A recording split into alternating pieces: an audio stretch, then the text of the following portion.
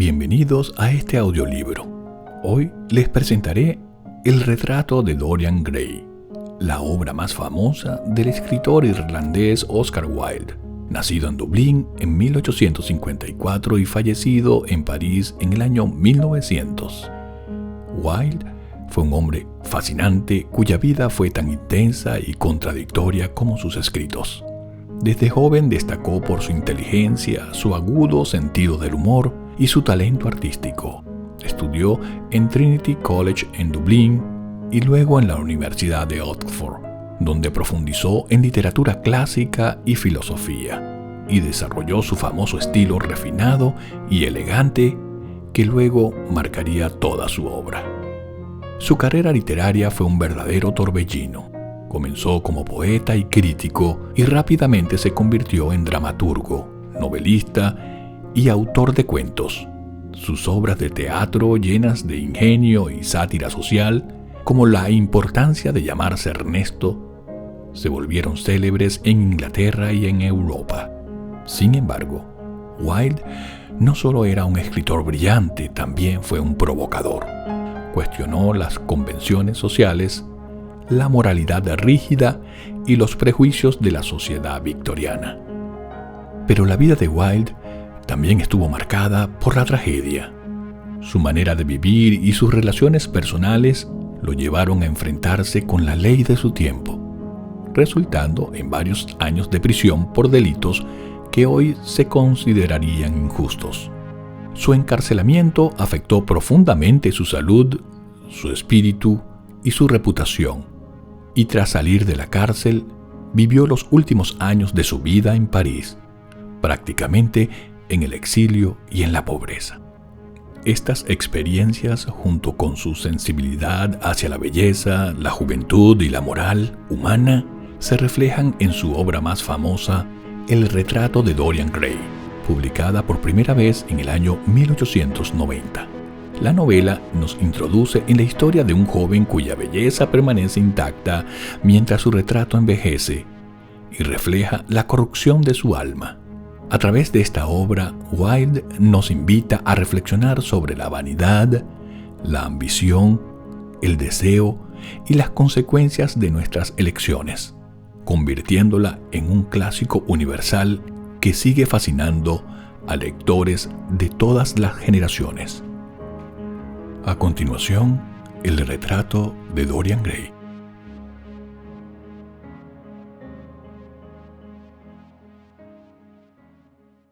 Prefacio. El artista es creador de belleza. Revelar el arte y ocultar al artista es la meta del arte. El crítico es quien puede traducir de manera distinta o con nuevos materiales su impresión de la belleza. La forma más elevada de la crítica y también la más rastrera es una modalidad de autobiografía. Quienes descubren significados ruines en cosas hermosas están corrompidos sin ser elegantes, lo que es un defecto. Quienes encuentran significados bellos en cosas hermosas son espíritus cultivados. Para ellos hay esperanza. Son los elegidos, y en su caso las cosas hermosas solo significan belleza. No existen libros morales o inmorales. Los libros están bien o mal escritos. Eso es todo. La aversión del siglo por el realismo es la rabia de Calibán al verse la cara en un espejo. La aversión del siglo por el romanticismo es la rabia de Calibán al no verse la cara en un espejo. La vida moral del hombre forma parte de los temas del artista, pero la moralidad del arte consiste en hacer un uso perfecto de un medio imperfecto. Ningún artista desea probar nada, incluso las cosas que son verdad se pueden probar. El artista no tiene preferencias morales. Una preferencia moral en un artista es un imperdonable amaneramiento de estilo. Ningún artista es morboso.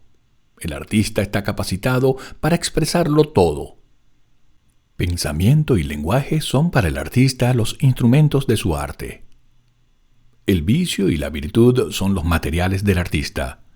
Desde el punto de vista de la forma, el modelo de todas las artes es el arte del músico. Desde el punto de vista del sentimiento, el modelo es el talento del actor.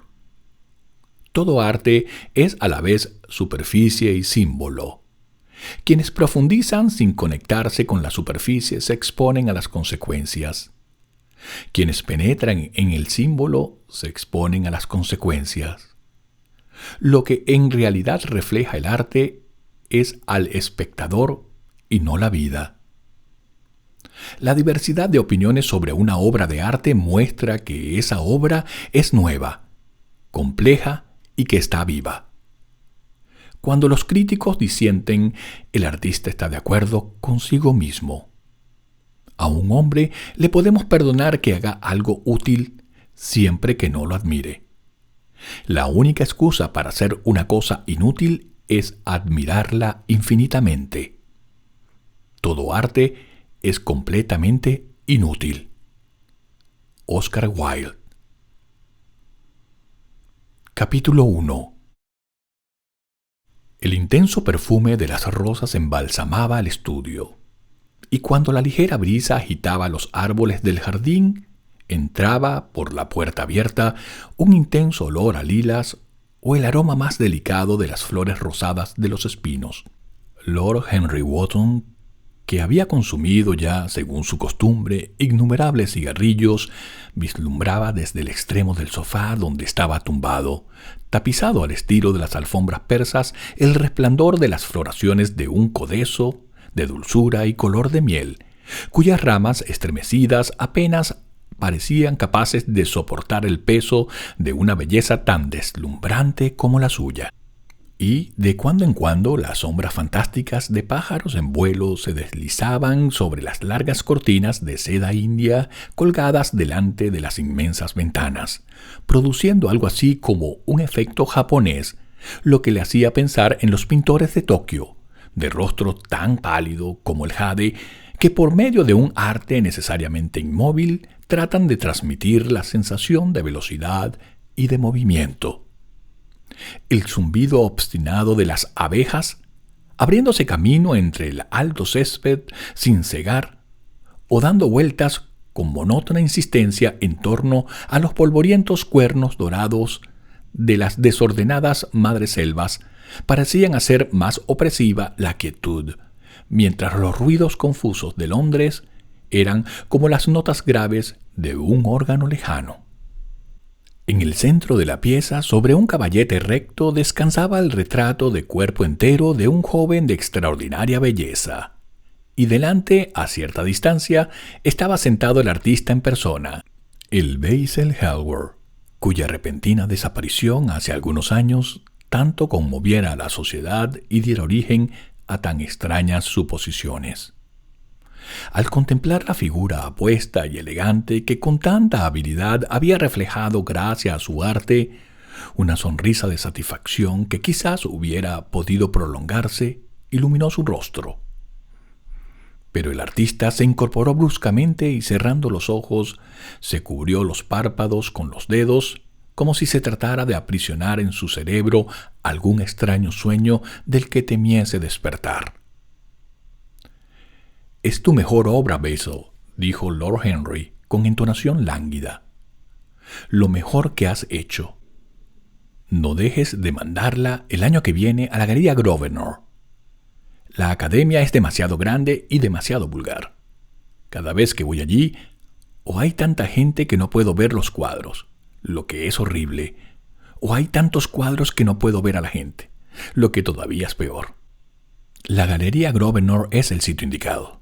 «No creo que lo mande a ningún sitio», respondió el artista, echando la cabeza hacia atrás de la curiosa manera que siempre hacía reír a sus amigos de Oxford. No mandaré el retrato a ningún sitio».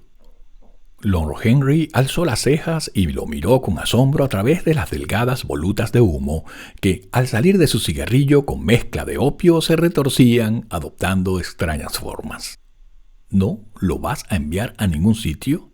¿Por qué, mi querido amigo? ¿Qué razón podría aducir? ¿Por qué sois unas gentes tan raras los pintores? Hacéis cualquier cosa para ganaros una reputación, pero tan pronto como la tenéis, se diría que os sobra.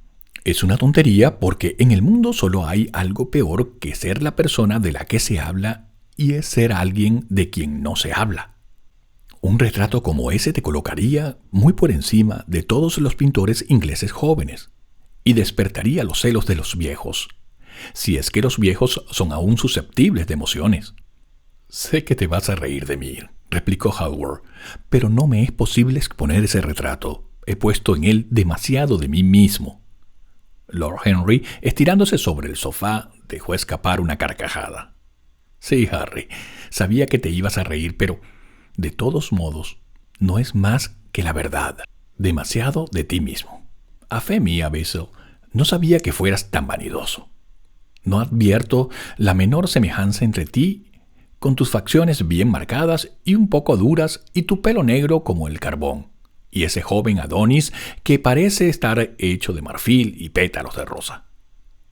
Vamos, mi querido Basil, ese muchacho es un narciso, y tú, bueno, tienes, por supuesto, un aire intelectual y todo eso, pero la belleza auténtica termina donde empieza el aire intelectual. El intelecto es, por sí mismo, un modo de exageración y destruye la armonía de cualquier rostro. En el momento en que alguien se sienta a pensar, todo él se convierte en nariz, o en frente, o en algo espantoso. Repara en quienes triunfan en cualquier profesión docta. Son absolutamente imposibles, con la excepción, por supuesto, de la Iglesia. Pero sucede que en la Iglesia no se piensa. Un obispo sigue diciendo a los 80 años lo que a los 18 le contaron que tenía que decir, y la consecuencia lógica es que siempre tiene un aspecto delicioso. Tu misterioso joven amigo, cuyo nombre nunca me has revelado, pero cuyo retrato me fascina de verdad, nunca piensa. Estoy completamente seguro de ello. Es una hermosa criatura, descerebrada, que debería estar siempre aquí en invierno, cuando no tenemos flores que mirar, y también en verano, cuando buscamos algo que nos enfríe la inteligencia. No te hagas ilusiones, Basil. No eres en absoluto como él. No me entiendes, Harry, respondió el artista. No soy como él, por supuesto, lo sé perfectamente. De hecho, lamentaría parecerme a él. Te encoges los hombros, te digo la verdad. Hay un destino adverso ligado a la superioridad corporal o intelectual. El destino adverso que persigue por toda la historia los pasos vacilantes de los reyes. Es mucho mejor no ser diferente de la mayoría. Los feos y los estúpidos son quienes mejor lo pasan en el mundo. Se pueden sentar a sus anchas y ver la función con la boca abierta. Aunque no sepan nada de triunfar, se ahorran al menos los desengaños de las derrotas. Viven como todos deberíamos vivir, tranquilos, despreocupados, impasibles, ni provocan la ruina de otros, ni la reciben de manos ajenas. Tu situación social y tu riqueza, Harry, mi cerebro, el que sea, mi arte, cualquiera que sea su valor, la apostura de Dorian Gray, todos vamos a sufrir por lo que los dioses nos han dado, y a sufrir terriblemente. ¿Dorian Gray? ¿Es así como se llama?, preguntó Lord Henry, atravesando el estudio en dirección a Basil Hallward. Sí, así es como se llama. No tenía intención de decírtelo. ¿Pero por qué no? No te lo puedo explicar. Cuando a alguien me gusta muchísimo, nunca le digo su nombre a nadie. Es como entregar una parte de esa persona. Con el tiempo he llegado a amar el secreto.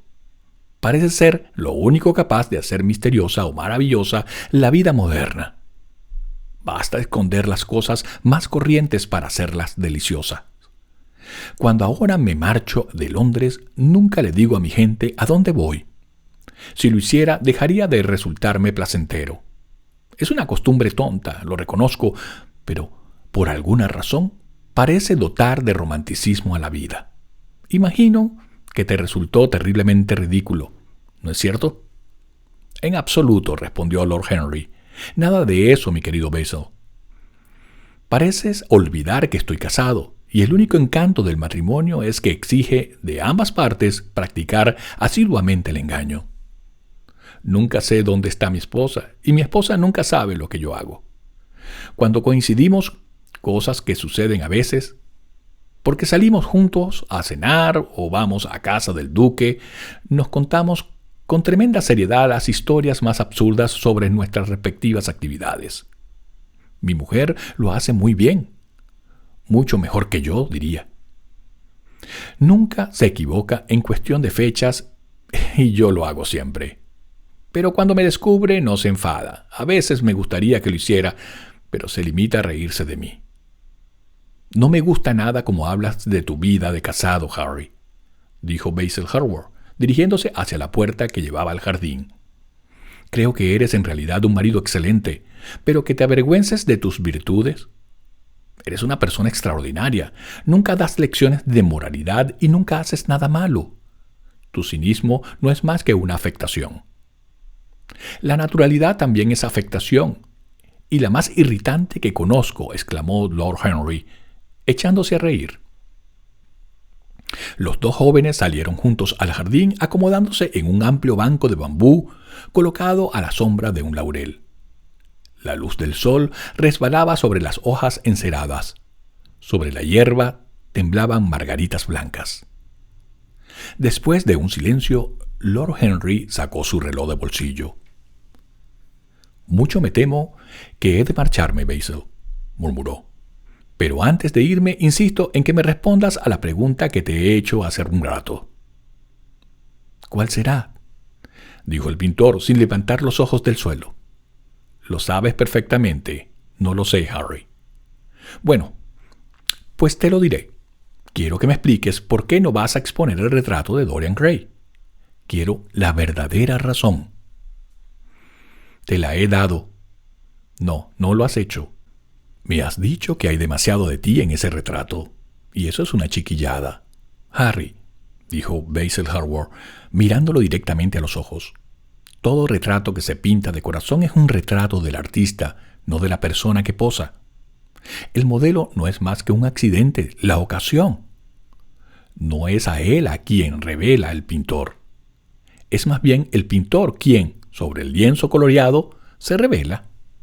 La razón de que no exponga el cuadro es que tengo miedo de haber mostrado el secreto de mi alma». Lord Henry rió. «¿Y cuál es?», preguntó. «Te lo voy a decir», respondió Hallward. Pero lo que apareció en su rostro fue una expresión de perplejidad. «Soy todo oídos, Basil», insistió su acompañante mirándolo de reojo. «En realidad es muy poco lo que hay que contar, Harry», respondió el pintor, «y mucho me temo que apenas lo entenderías. Quizás tampoco te lo creas». Lord Henry sonrió y, agachándose, arrancó de entre el césped una margarita de pétalos rosados y se puso a examinarla. «Estoy seguro que lo entenderé», replicó contemplando fijamente el pequeño disco dorado con plumas blancas. «Y en cuanto a creer cosas, me puedo creer cualquiera con tal de que sea totalmente increíble».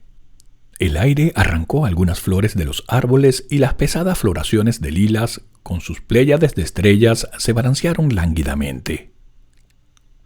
Un saltamonte empezó a cantar junto a la valla y una libélula larga y delgada como un hilo pasó flotando sobre las alas de gasa marrón. Lord Henry tuvo la impresión de oír los latidos del corazón de Basil Hallward y se preguntó qué iba a suceder. «Es una historia muy sencilla», dijo el pintor después de algún tiempo. «Hace 2 meses asistí a una de esas fiestas de Lady Brandon a las que va tanta gente. Ya sabes que nosotros, los pobres artistas, tenemos que aparecer en sociedad de cuando en cuando para recordar al público que no somos salvajes. Vestidos de etiqueta y con corbata blanca, como una vez me dijiste, cualquiera, hasta un corredor de bolsa, puede ganarse reputación de civilizado». Bien, cuando llevaba unos 10 minutos en el salón, charlando con imponentes viudas demasiadas enjolladas y tediosos académicos, noté de pronto que alguien me miraba. Al darme la vuelta vi a Dorian Gray, por vez primera. Cuando nuestros ojos se encontraron, me noté palidecer. Una extraña sensación de terror se apoderó de mí. Supe que tenía delante a alguien con una personalidad tan fascinante que, si yo se lo permitía, iba a absorber toda mi existencia, el alma entera, incluso mi arte. Yo no deseaba ninguna influencia exterior en mi vida. Tú sabes perfectamente lo independiente que soy por naturaleza. Siempre he hecho lo que he querido, al menos hasta que conocí a Dorian Gray. Luego, aunque no sé cómo explicártelo, algo parecía decirme que me encontraba al borde de una crisis terrible. Tenía la extraña sensación de que el destino me reservaba exquisitas alegrías y terribles sufrimientos. Me asusté y me di la vuelta para abandonar el salón. No fue la conciencia lo que me impulsó a hacerlo, más bien algo parecido a la cobardía. No me atribuyo ningún mérito por haber tratado de escapar. Conciencia y cobardía son en realidad lo mismo, Basil. La conciencia es la marca registrada de la empresa. Eso es todo. No lo creo, Harry, y me parece que tampoco lo crees tú. Fuera cual fuese mi motivo, y quizás se tratara orgullo, porque he sido siempre muy orgulloso, conseguí llegar a duras penas hasta la puerta. Pero allí, por supuesto, me tropecé con Lady Brandon. «¿No irá usted a marcharse tan pronto, señor Hallward?», me gritó. «¿Recuerdas la voz tan peculiarmente estridente que tiene?». «Sí, es un pavo real en todo menos en la belleza», dijo Lord Henry, deshaciendo la margarita con sus largos dedos nerviosos. No me pude librar de ella. Me presentó a altezas reales, a militares y a aristócratas, y a señoras mayores con gigantescas diademas y narices de loro. Habló de mí como de su amigo más querido. Solo había estado una vez con ella, pero se le metió en la cabeza convertirme en la celebridad de la velada. Creo que por entonces algún cuadro mío tuvo un gran éxito, o al menos se habló de él en los periódicos sensacionalistas, que son el criterio de la inmoralidad del siglo XIX. De repente me encontré cara a cara con el joven cuya personalidad me había afectado de manera tan extraña. Casi nos tocábamos. Nuestras miradas se cruzaron de nuevo. Fue una imprudencia por mi parte, pero pedí a Lady Brandon que nos presentara. Quizás no fue imprudencia, sino algo sencillamente inevitable. Nos hubiésemos hablado sin necesidad de presentación. Estoy seguro de ello. Dorian me lo confirmó después. También él sintió que estábamos destinados a conocernos. ¿Y cómo describió Lady Brandon a ese joven maravilloso?, preguntó su amigo. Sé que le gusta dar un rápido resumen de todos sus invitados. Recuerdo que me llevó a conocer a un anciano caballero de rostro colorado, cubierto con todas las condecoraciones imaginables, y me confió al oído, en un trágico susurro que debieron oír perfectamente todos los presentes, los detalles más asombrosos.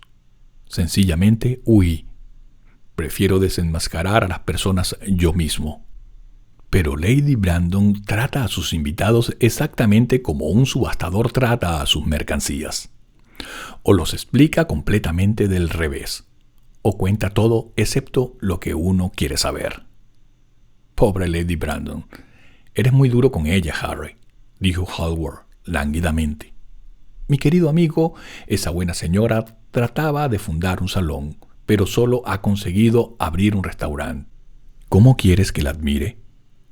Pero dime, ¿qué te contó del señor Dorian Gray?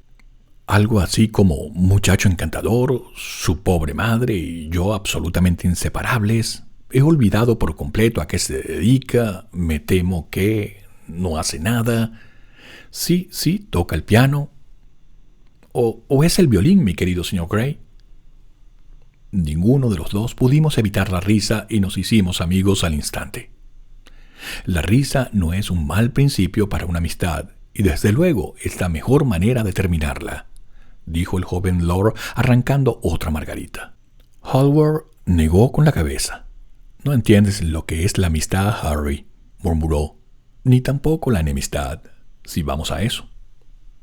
Te gusta todo el mundo, es decir, todo el mundo te deja indiferente. «Qué horriblemente injusto eres conmigo», exclamó Lord Henry, echándose el sombrero hacia atrás para mirar a las nubecillas que, como madejas enmarañadas de brillante seda blanca, vagaban por la oquedad turquesa del cielo veraniego. Sí, horriblemente injusto. Ya lo creo que distingo entre la gente. Elijo a mis amigos por su apostura, a mis conocidos por su buena reputación y a mis enemigos por su inteligencia. No es posible excederse en el cuidado al elegir a los enemigos. No tengo ni uno solo que sea estúpido. Todos son personas de cierta talla intelectual y en consecuencia me aprecian. ¿Te parece demasiada vanidad por mi parte? Creo que lo es. Coincido en eso contigo, pero según tus categorías yo no debo de ser más que un conocido. Mi querido Basil, eres mucho más que un conocido, y mucho menos que un amigo, algo así como un hermano, ¿no es cierto? Ah, los hermanos. No me gustan los hermanos.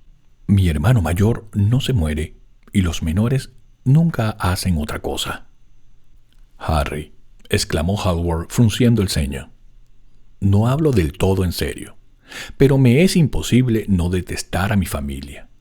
Imagino que se debe a que nadie soporta a las personas que tienen sus mismos defectos. Entiendo perfectamente la indignación de la democracia inglesa ante lo que llama los vicios de la clase alta. Las masas consideran que embriaguez, estupidez e inmoralidad deben ser exclusivo patrimonio suyo. Y cuando alguno de nosotros se pone en ridículo, nos ven como cazadores furtivos en sus tierras. Cuando el pobre Southwark tuvo que presentarse en el tribunal de divorcios, la indignación de las masas fue realmente magnífica.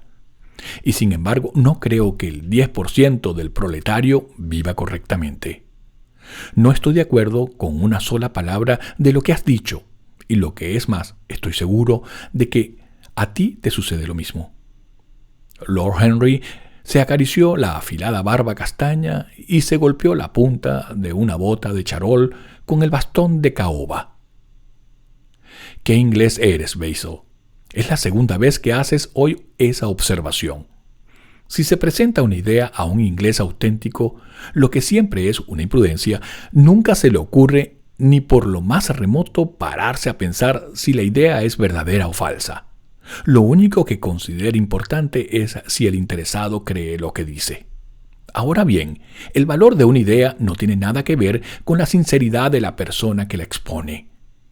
En realidad, es probable que cuando más sincera sea la persona, más puramente intelectual sea la idea, ya que en ese caso no estará coloreada ni por sus necesidades, ni por sus deseos, ni por sus prejuicios. No pretendo, sin embargo, discutir contigo ni de política, ni de sociología, ni de metafísica. Las personas me gustan más por los principios, y las personas sin principios me gustan más que nada en el mundo. Cuéntame más cosas acerca de Dorian Gray. ¿Lo ves con frecuencia? Todos los días. No sería feliz si no lo viera todos los días. Me es absolutamente necesario. Extraordinario. Creía que solo te interesaba el arte. Dorian es todo mi arte, dijo el pintor gravemente. A veces pienso, Harry, que la historia del mundo solo ha conocido dos eras importantes. La primera es la que ve la aparición de una nueva técnica artística. La segunda, la que asiste a la aparición de una nueva personalidad, también para el arte. Lo que fue la invención de la pintura al óleo para los venecianos o el rostro de Antino para los últimos escultores griegos, lo será algún día para mí el rostro de Dorian Gray. No es solo que lo utilicé como modelo para pintar, para dibujar, para hacer apuntes. He hecho todo eso, por supuesto. Pero para mí es mucho más que un modelo o un tema. No te voy a decir que esté insatisfecho con lo que he conseguido, ni que su belleza sea tal que el arte no puede expresarla. No hay nada que el arte no pueda expresar. Y sé que lo que he hecho desde que conocí a Dorian Gray es bueno. Es lo mejor que he hecho nunca. Pero de alguna manera curiosa, no sé si me entenderás, su personalidad me ha sugerido una manera completamente nueva, un nuevo estilo. Veo las cosas de manera distinta. Las pienso de forma diferente. Ahora soy capaz de recrear la vida de una manera que antes desconocía. un sueño de belleza en días de meditación. ¿Quién ha dicho eso? No me acuerdo, pero eso ha sido para mí Dorian Gray. La simple presencia de ese muchacho, porque me parece poco más que un adolescente, aunque pasa de los 20, su simple presencia. Me pregunto si puedes darte cuenta de lo que significa. De manera inconsciente define para mí los trazos de una nueva escuela, una escuela que tiene toda la pasión del espíritu romántico y toda la perfección de lo griego. La armonía del alma y del cuerpo, ¡qué maravilla! En nuestra locura hemos separado las dos cosas y hemos inventado un realismo que es vulgar y un idealismo hueco. Harry, si supieras lo que Dorian es para mí. ¿Recuerdas aquel paisaje mío por el que Agnew me ofreció tanto dinero, pero del que no quise desprenderme? Es una de las mejores cosas que he hecho nunca. ¿Y por qué? Porque mientras lo pintaba, Dorian Gray estaba a mi lado. Me transmitía alguna influencia sutil y por primera vez en mi vida vi en un simple bosque la maravilla que siempre había buscado y que siempre se me había escapado. Eso que cuentas es extraordinario, he de ver a Dorian Gray. Hallward se levantó del asiento y empezó a pasear por el jardín. Al cabo de unos momentos regresó. Harry, dijo, Dorian Gray no es para mí más que un motivo artístico. Quizás tú no veas nada en él. Yo lo veo todo. Nunca está más presente en mi trabajo que cuando no aparece en lo que pinto. Es la sugerencia, como he dicho, de una nueva manera. Lo encuentro en las curvas de ciertas líneas, en el encanto y sutileza de ciertos colores. Eso es todo. Entonces, ¿por qué te niegas a exponer su retrato?, preguntó Lord Henry. Porque sin pretenderlo he puesto en ese cuadro la expresión de mi extraña idolatría de artista, de la que, por supuesto, nunca he querido hablar con él. Nada sabe. No lo sabrá nunca. Pero quizás el mundo lo adivine, y no quiero desnudar mi alma ante su mirada entrometida y superficial. Nunca pondré mi corazón bajo su microscopio. Hay demasiado de mí mismo en ese cuadro, Harry. Demasiado de mí mismo. Los poetas no son tan escrupulosos como tú. Saben lo útil que es la pasión cuando piensan en publicar. En nuestros días un corazón roto da para muchas decisiones. Los detesto por eso, exclamó Hallward. Un artista debe crear cosas hermosas, pero sin poner en ellas nada de su propia existencia. Vivimos en una época en la que se trata el arte como si fuese una forma de autobiografía. Hemos perdido el sentido abstracto de la belleza. Algún día mostraré al mundo lo que es eso. Y esa es la razón de que el mundo no deba ver nunca mi retrato de Dorian Gray. Creo que estás equivocado, pero no voy a discutir contigo. Solo discuten los que están perdidos intelectualmente. Dime, ¿Dorian Gray te tiene mucho afecto? El pintor reflexionó durante unos instantes. Me tiene afecto, respondió, después de una pausa. Sé que me tiene afecto. Es cierto, por otra parte, que lo halago terriblemente. Hallo un extraño placer en decirle cosas de las que sé que después voy a arrepentirme. Por regla general es encantador conmigo y nos sentamos en el estudio y hablamos de 1000 cosas. De cuando en cuando, sin embargo, es terriblemente desconsiderado y parece disfrutar haciéndome sufrir. Entonces siento que he entregado toda mi alma a alguien que la trata como si fuera una flor que se pone en el ojal, una condecoración que deleita su vanidad, un adorno para un día de verano. En verano los días suelen ser largos, Basil, murmuró Lord Henry. Quizás te canses tú antes que él. Es triste pensarlo, pero sin duda el genio dura más que la belleza. Eso explica que nos esforcemos tanto por cultivarnos. En la lucha feroz por la existencia queremos tener algo que dure, y nos llenamos la cabeza de basura y de datos con la tonta esperanza de conservar nuestro puesto. La persona que lo sabe todo, ese es el ideal moderno. Y la mente de esa persona que todo lo sabe es una cosa terrible, un almacén de baratillo, todo monstruo y polvo, y siempre con precios por encima de su valor verdadero. Creo que tú te cansarás primero de todos modos. Algún día mirarás a tu amigo y te parecerá que está un poco desdibujado o no te gustará la tonalidad de su tez o cualquier otra cosa. Se lo reprocharás con amargura y pensarás muy seriamente que se ha portado mal contigo. La siguiente vez que te visite te mostrarás perfectamente frío e indiferente. Será una pena porque te cambiará. Lo que me has contado es una historia de amor. Habría que llamarla historia de amor estético. Y lo peor de toda historia de amor es que después se siente muy poco romántico. Harry, no hables así. Mientras viva, la personalidad de Dorian Gray me dominará. No puedes sentir lo que yo siento. Tú cambias con demasiada frecuencia. Ah, mi querido Basil, precisamente por eso soy capaz de sentirlo. Los que son fieles solo conocen el lado trivial del amor. Es el infiel quien sabe de sus tragedias. Lord Henry frotó una cerilla sobre un delicado estuche de plata y empezó a fumar un cigarrillo con un aire tan pagado de sí mismo, tan satisfecho como si hubiera resumido el mundo en una frase.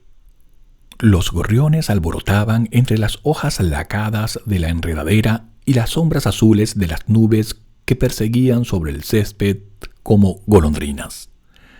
Qué agradable era estar en el jardín.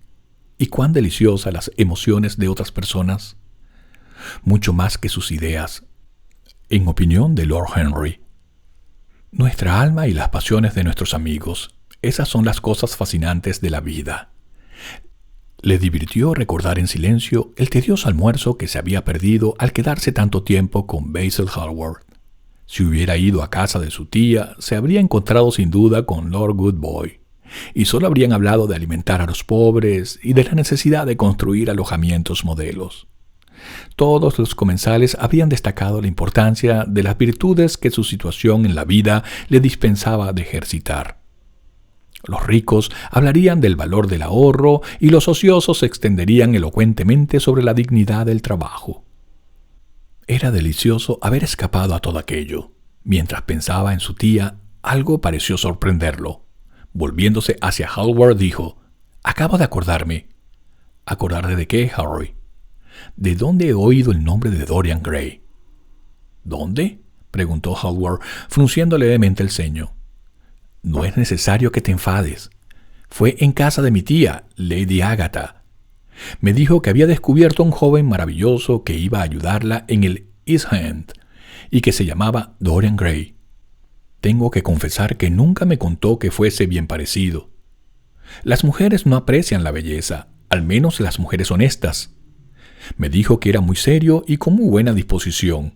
Al instante me imaginé una criatura con gafas, de pelo lacio, horriblemente cubierto de pecas y con enormes pies planos.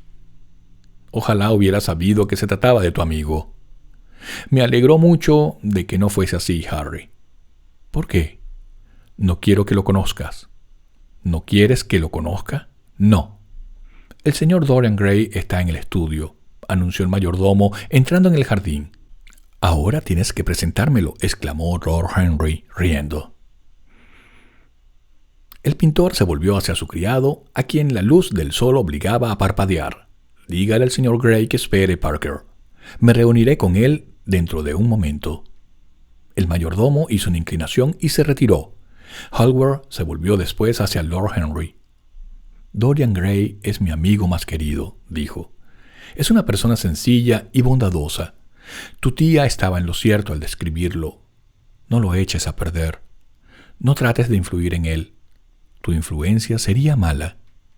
El mundo es muy grande y encierra mucha gente maravillosa. No me arrebates la única persona que da a mi arte todo el encanto que posee. Mi vida de artista depende de él. Tenlo en cuenta, Harry. Confío en ti.